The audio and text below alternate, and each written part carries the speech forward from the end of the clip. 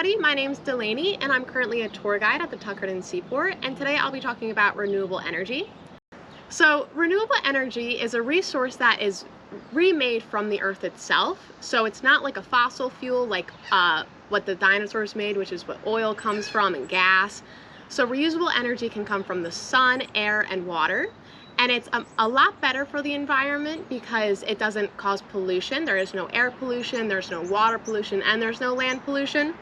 So renewable energy isn't used very often though because it is a lot more expensive and it can't be stored the way fossil fuel energy can be stored.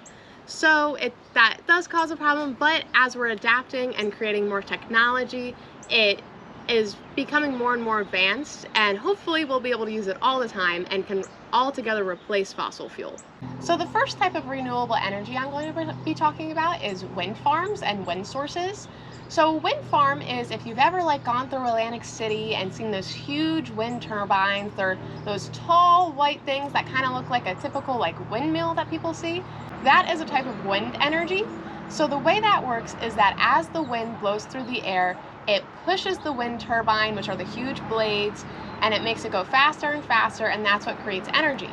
Now these turbines, the base itself, so just the stand, can be up to 206 feet tall, and then once the blade is completely erect, altogether it can be 406 feet tall, which is absolutely incredible.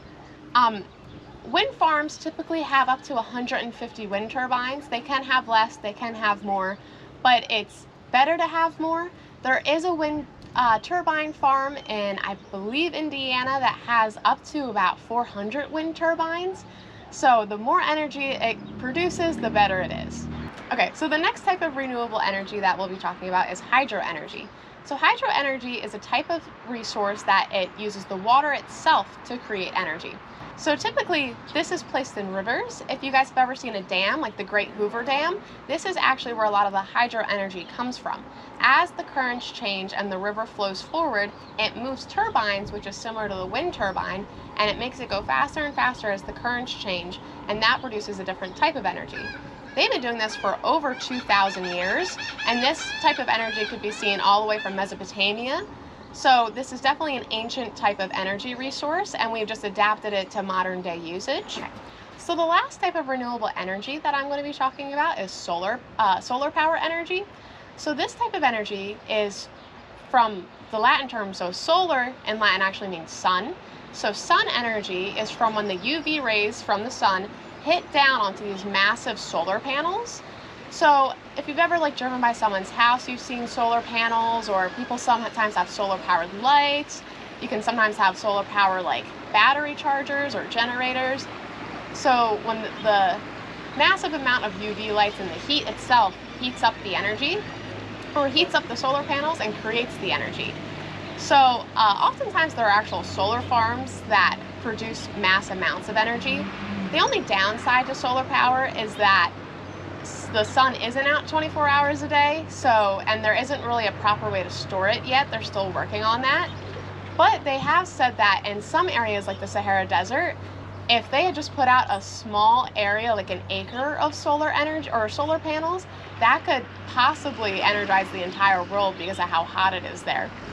So that is the last type of renewable energy we'll be talking today, and next you'll actually be learning a craft on relating to solar power. Hey everyone, it's Maddie, and now that we learned a little bit about solar energy, we're going to try to use some solar energy at home to make some s'mores. So we're going to make what's called a solar oven. So let me show you the materials you need, and then we can go ahead and get started. So the materials you need are a cardboard box, a shoebox works great, or anything that's a similar size, some tin foil, plastic wrap, scissors, and if you have an X-Acto knife that might help you cut out, we're going to make kind of a lid. So one of the two works, and then your s'more supplies, so whatever you want to make your s'mores out of, and then a little foil or aluminum tray or something like this that we're going to sit inside the oven and put our s'mores on. And then of course we'll also need the sun. So if it's a rainy day when you're making this, you can always make it and then save it for when the sun comes out, because we'll need that to cook our s'mores. So what I'm going to do first is close my box with some tape. If you have a shoebox, you don't need to tape it shut, but if it's a box like this that you kind of opened up, make sure all the sides are closed, then we'll cut our lid after. Alright, so my sides are closed now, and I'll show you how we're going to cut this lid. It's going to have 3 sides, so I'm going to cut down here, across, and then back, leaving kind of like a little ledge around it. That'll help us later. So again, if you want to use scissors or an X-Acto for this, that's your choice, but make sure you have some adult help so you don't cut yourself. When your lid is cut out, it should be able to open and close like this. We're going to actually prop it open while our oven cooks and have the tin foil inside. So our next step, we're going to cover the inside of our box with tin foil. So I'm going to start by cutting a piece for the lid. So I just kind of wrapped it around. I'll add a little bit of tape around the outside just to keep it in place. Alright, so now my lid is good. Now I'm going to have to cover the inside of here in tin foil as well. If this part feels a little messy, that's okay. We want to just make sure it's covered because this is what is going to produce our heat. So that looks pretty good. All my cardboard is covered in there and on the lid. So now we're going to need some plastic wrap across the top. Now if you had a shoebox where the lid actually opens, you can kind of tape down your plastic wrap all the way now under your lid. It can open and close, but my box I can't really open now. So what I'm going to do is lay my plastic wrap across the top. And for now I'm just going to tape one side. So I want it kind of tight. I'm going to go ahead and tape this side and then leave the other side for now until I can put my s'mores in.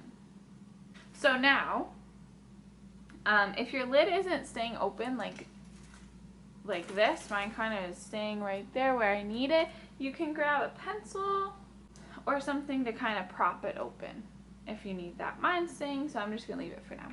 So now we're going to go ahead and preheat this oven outside, leave it out in the sun for about 30 minutes, then we'll prepare our s'mores and put them inside. I'll show you that next. So I placed my solar oven outside. You want to just make sure that the tin foil is facing the sun. So I don't want to face it this way, it's kind of not getting as much sun. I want to point it so that the sun can hit all the tin foil we set up. Leave it for, again, 30 minutes. We'll come back and add our s'mores. Alright, so I have my s'more assembled. I put it on top of this aluminum tray. Now I'm going to put it into my oven. Alright, so now my s'more is inside. I taped my plastic wrap back down. Make sure you leave it in the sun and just check on it every few minutes. It might take a little long depending on how hot your oven is right now. Just come back and check, see if it's starting to melt.